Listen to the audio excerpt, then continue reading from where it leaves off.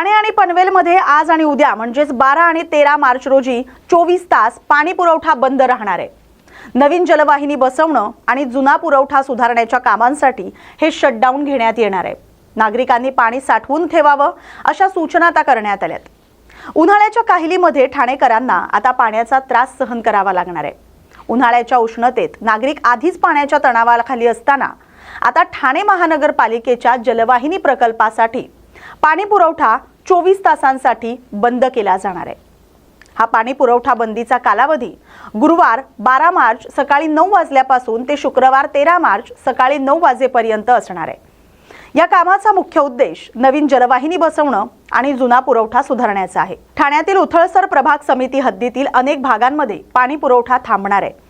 यात सिद्धेश्वर तलाव परिसर, रमाबाई आंबेडकर नगर, गणेशवाडी, नितीन कंपनी, पाच पाखाडी, सरोवर दर्शन, चंदनवाडी, हंसनगर, सिंगनगर, खोपट फ्लॉवर व्हॅली, शेलारपाडा, गोकुळदासवाडी, कोलबाड, गोकुळनगर आणि नौपाडा या प्रभागातील काही भागांचा समावेश आहे। जलवाहिन्यांच्या खोदकामादरम्यान 600 मिलीमीटर व्यासाच्या आउटलेट पाईपलाईनला स्थलांतर करणं आवश्यक आहे। त्यामुळे पाणी पुरवठा संपूर्ण कालावधीसाठी बंद राहणार आहे। पनवेलमध्ये देखील आज आणि उद्या शटडाऊन घेण्यात येणार आहे।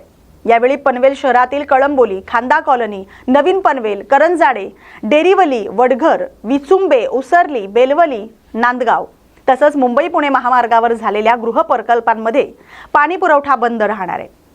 नव्या पनवेल रेल्वे स्थानकातील पाणी पुरवठाही या कालावधीत उपलब्ध होणार नाही।